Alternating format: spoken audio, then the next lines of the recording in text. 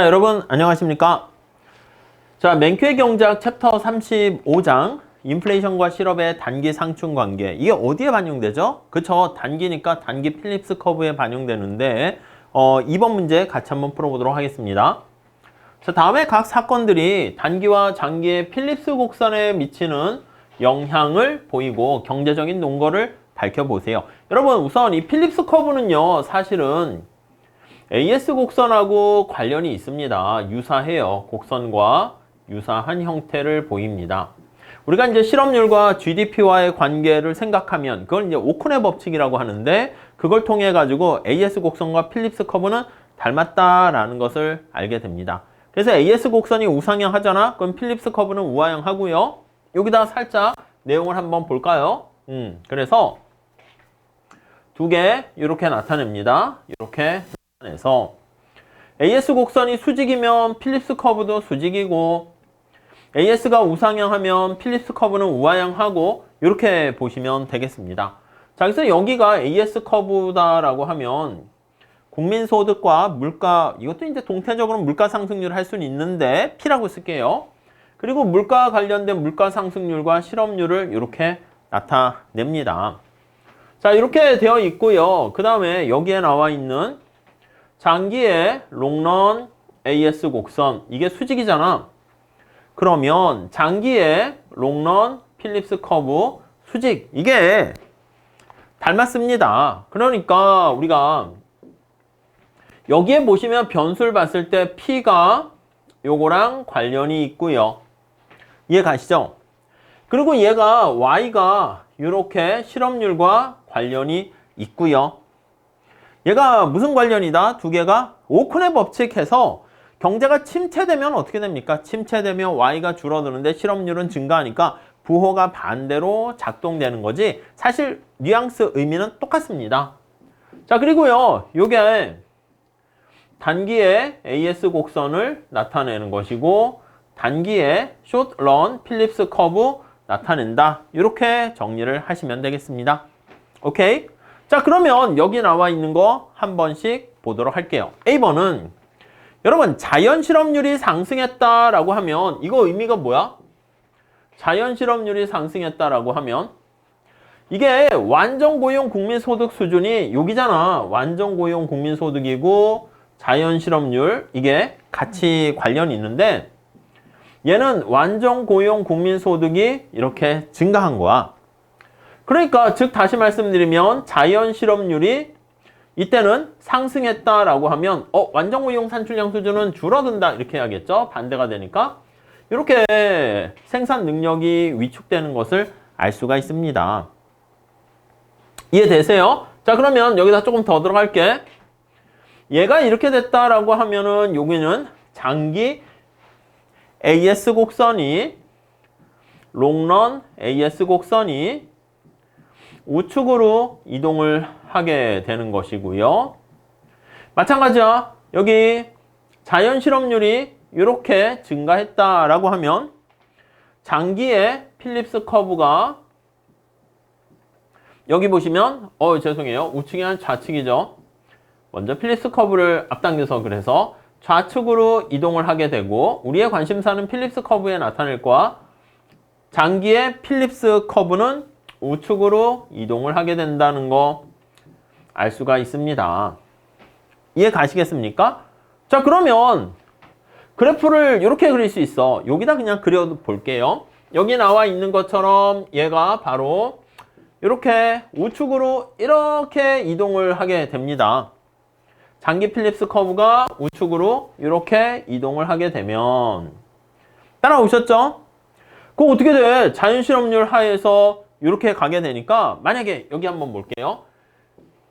여기가 만약에 3%라고 하면 1번 문제에서 본 것처럼 여기가 3%라고 하면 여기 단기 필립스 커브 요것도 3%의 기대 물가 상승률 이렇게 되는 겁니다. 근데 얘가 우측으로 이동을 해버렸어, 장기가. 그럼 여기에 그대로 있을 수는 없어. 그럼 단기에 대한 요것도 어떻게 됩니까 하면 같은 맥락으로 이동을 하게 될 수밖에 없죠. 그래서 여기에 맞춰서 점점점 이렇게 맞춰서 이렇게 이동하게 되는 걸 알 수가 있습니다. 자, 정리를 다시 한번 해보도록 할게요. 원래 여기가 자연 실업률 수준 하에서 완전 고용 산출량 수준 하에서 자연 실업률이었는데 자연 실업률 자체가 증가하게 되면은 역시 마찬가지로 여기 3% 물가 상승률은 그대로 있으면서 이 기대 물가 상승률을 나타내는 단기의 필립스 커브도 우측으로 이동해서 이렇게 가게 됩니다. 우리가 여기를 0이라 그러고 여기가 1 하면은 이렇게 표시를 할 수 있겠죠. 우선 그 정도만 잘 체크해 두시면 좋을 것 같고요.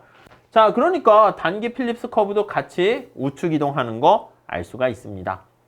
다음, 자, B번 문제 좀 한번 풀어보도록 할게요. 자, 수입 원유 가격이 하락했다. 여러분, 우리나라가 원유를 수입하는데 가격이 하락하게 되면 이거는 뭐야? 코스트가 하락하는 거 아니겠습니까? 자, 우리 AS 곡선하고요, 필립스 커브는 동일해요. 그리고 머릿속에 어떻게 기억을 하냐면 AS가 상방 이동하는 것은 주어진 산출량을 생산하는데 AS 곡선은 비용 곡선이니까 비용이 증가하는 거야. 그리고 AS 곡선이 하방 이동하게 되면 비용이 감소하는 거야. 그래서 AS가 상방 이동하면 필립스 커브도 상방 이동하고 AS가 하방 이동하면 필립스 커브도 하방 이동한다. 그렇게 보시면 돼. 자, 그래서 코스트가 하락하게 되면은 요거는 단기에 AS 곡선이 비용이 이렇게 절감되니까 하방으로 이동합니다. 근데 이제 보통 시험 문제에서는 AS 곡선이 하방 이동하면 우측 이동한다 이렇게 되는 거죠. 그래서 우측 좌측으로도 많이 출제가 됩니다. 이렇게. 자, 그러면 필립스 커브는 어떻게 AS가 하방 이동하게 되면 단기에 필립스 커브도 하방으로 이동합니다. 근데 이게 하방으로 얘가 이동하잖아? 그럼 여러분 생각해 보세요. 하방이면 우측이야, 좌측이야? 우측이 아니라 좌측입니다. 그렇기 때문에 머릿속으로는 우리가 상방, 하방 이렇게 해 두시면 좋고요.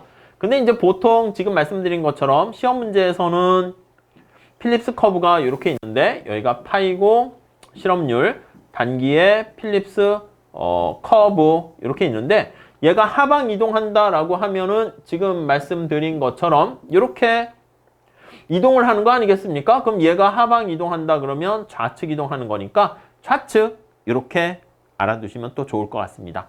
이해 가시죠? 그 정도 정리를 하시면 되겠어요.